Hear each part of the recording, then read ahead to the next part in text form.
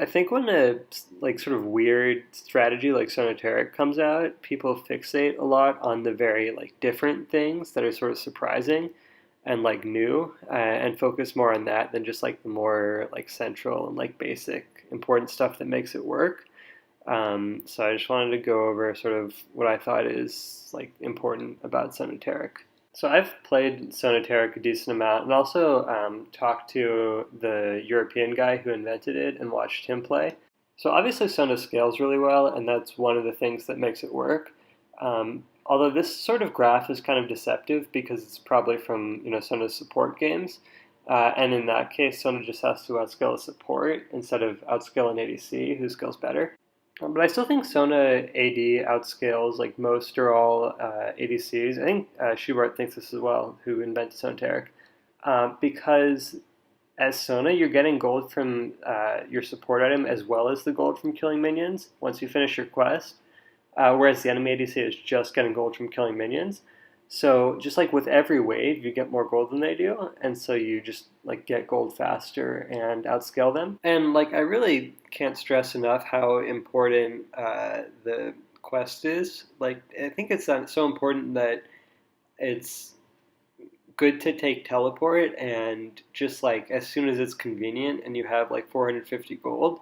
And if you just like take a trade and lose some health or something, just like literally go back to base, just get your 450 gold support item and teleport back, just so you can finish your quest faster. Because that, along with your Archangel conversion to Seraph's timing, is like the sort of uh, timings that determine how well you're doing.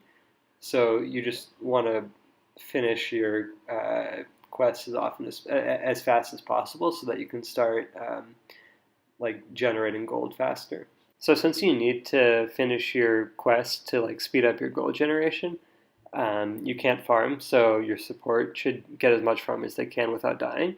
So it's good if you have like a relic shield support who can give you the gold for minions. I know this doesn't have to be Taric, but anyone with relic shield can give you gold even before you finish your quest. I also think it's really important that they upgrade to the tier 3 support item as soon as they can, because Sona doesn't have very much wave clear, and the like execute on minions is really good for clearing waves, because you really don't want to be just like stuck farming alone like really slowly.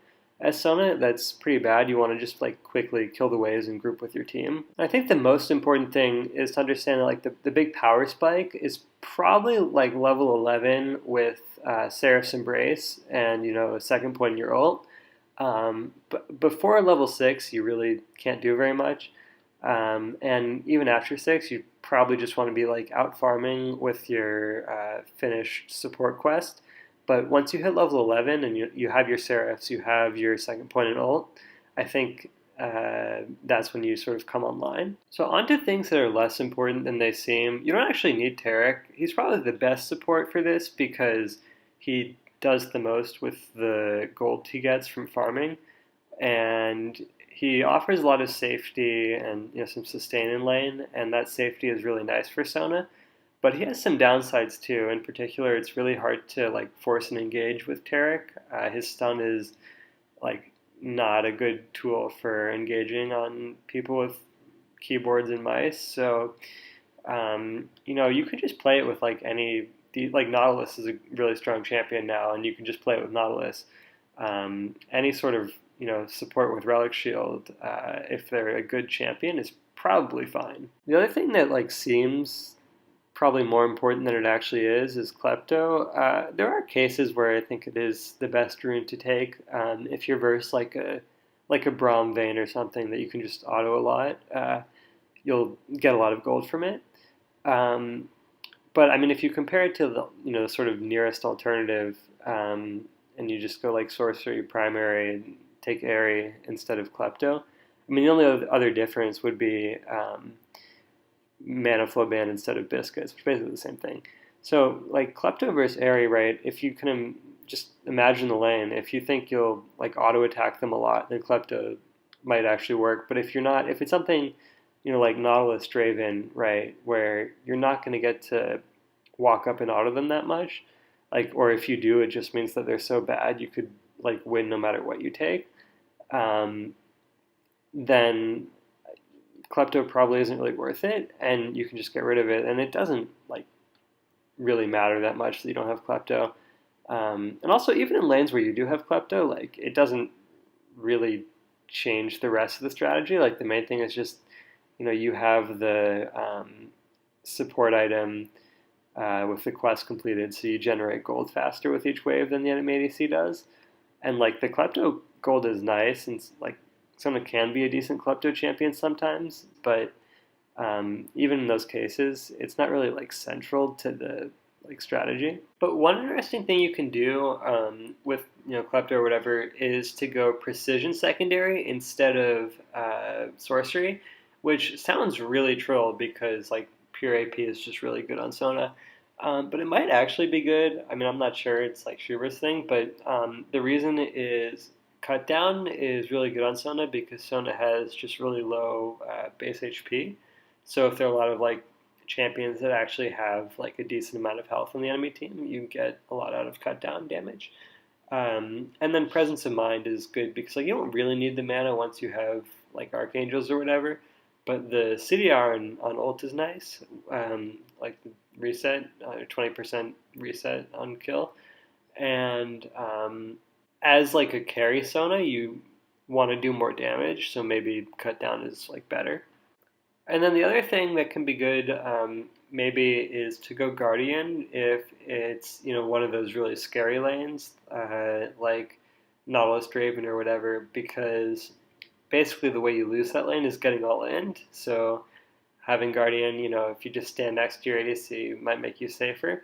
The downside is you do have to be standing next to them because it doesn't proc on your W. So um, and your ADC probably won't play around it, so like you have to just like stand next to them for it to work, but it might be safer. But like honestly, I don't think the stuff about like runes and whatever is really that important. It matters much more like how you play it, because really all you have to do is just like not die and survive in lane until you get your items because you just scale so well. And again, like I've tried to reiterate, once you finish your quest, you get gold from minions with every minion wave, but also, from poking. And So, like, you just want to have your support, like, wave clear as much as possible, but also as safely as possible. But, like, you do have some power spikes, like level 6, maybe you can kill level 11 for sure. But, like, it's more 11 with this build because Archangels is kind of underwhelming. Like it gives like probably more mana than you really want to buy, and not that much AP or like useful effects or whatever. But you still definitely do go Archangels and then Seraphs on Sona like ADC because once it upgrades to Seraph, Sona just gets so much out of it. Like you want to also get used to using the shield on Seraphs. That's something that I think I've had to like kind of learn a bit. But like if you're versus something like a Cannon or an Annie that will just like burst you, you don't want to be sort of ready to like shield that. But like also just because like a ton of ability power and mana. And I think you then want another item probably to like round out 45% cooldown reduction or 40% or whatever. I think Lichbane is probably best. There was a time when I would have like been like Lichbane on Sona. What are you doing? But when you're playing Sona AD, like you probably do want damage, and it does work nicely with her kit. It also gives AP cooldown reduction, so like it is good with her kit. But you could also probably go with Fiends too. And then I think after that, just like Death Cap. You could also, I mean, and because like Death Cap just gives so much ability power, which is just so good on Sona. If you wanted to be like a total, like Chad Sona, what you could do is you could like skip the Lichbane or the Fiends or whatever after Seraphs and just go like straight into Death Cap. And just like take blue buff to get 45% cooldown reduction. Um, I'm not sure if you have enough AP at that point for Death Cap to be worth it, and it's probably kind of hard to build like the build path.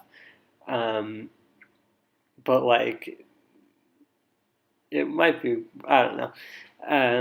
But like the main thing is just like how you play it. Like you want to play it kind of slow and like just sort of like not die and like wait for a time when you can just like ult somebody and with your support and just like murder them. You do just want to like out farm 2v2 because if you're pressing Q on people and like not dying for it obviously because you can just Q them from out of their range hopefully, like you get more gold than they do because you get gold from uh,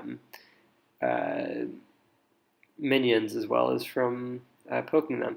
And then like again with these items, Sona just scales super well. Also, if you're planning to like 1v9 or have a good, KDA, Dark Seal at some point early is probably good. And like if you have a lot of stacks, upgrading it into Mage Eyes if you can, keep the stacks. And then also you can choose whether to go tier or just like buy amp tomes first. I think like the sort of rule of thumb is like if you're versed something like a Soraka where you just want to out sustain, tier is better. Whereas if you're versed like a Nautilus and the sustain doesn't matter as much as fighting the all in, which I think is basically like non enchanter supports, like Blitzcrank, I don't know. Um, then it's better early game just to get more ability power and go for the Lost Chapter first, and then get tier afterwards. I also just, as an aside, should note that the guy who made Sona Taric streams on EUS. So if you haven't like seen that or whatever, I'm gonna put the link in the description. But anyways, one of the most sort of important things about this for me is that like as a support player, I think support players like do terribly when they get autofilled, or like even just filled to any other role other than support. They're just like bad at non-support roles, and like will probably lose the game. And what this does is it lets you queue for support and bot, and then like if you get bot, you can just be like, okay, I'm going Sona. This might not be like as feasible if it's like not an elo where like people play have like heard of Sonoteric before.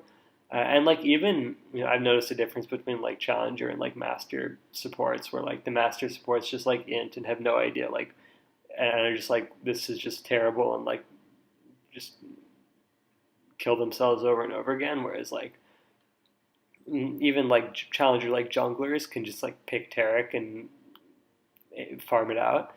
So it might not be feasible in like every elo, but like it sort of is a nice way of just queuing up and getting probably a win every game. Um, and like you sort of have to micromanage the person if they're not good, but like the only things you have to tell them are okay, just pick a relic shield support. Like they don't have to go Taric, but if they don't have relic shield, I think in general it's harder because someone has to farm early, and if you're not, you get like very little gold early if they don't have relic shield. Um, but I mean, if they're like a Janna one trick or something, a Lulu one trick, maybe it's better if they don't try and play melee champion. But like, so hopefully they play melee champion. You can tell them to, get a champion with relic shield, and then you want to tell them to just like chill in lane, especially before level 6. Like, there are I think a lot of lanes where um, enchanter supports can actually play pretty aggressively, but like in this case, you just don't want to all in. You don't really win 2v2s even, so you just want to chill and farm. Uh, and so you should just tell them to like not kill themselves and just farm. And then you should tell them to get the tier 3 support items so that they can wave clear and like not buy other stupid bad stuff. And probably also because you might be losing at this point and need to like cheer your team up, tell them that you have a power spike at level 11 with your Seraph so that they don't forfeit because you're actually Sona, and hopefully they're aware that you scale really well. So that's basically all you have to tell the team. And I think the main thing here is that it lets like a support player who, should probably lose if they get any role other than support, like queue up for another role and like expect to win with that role.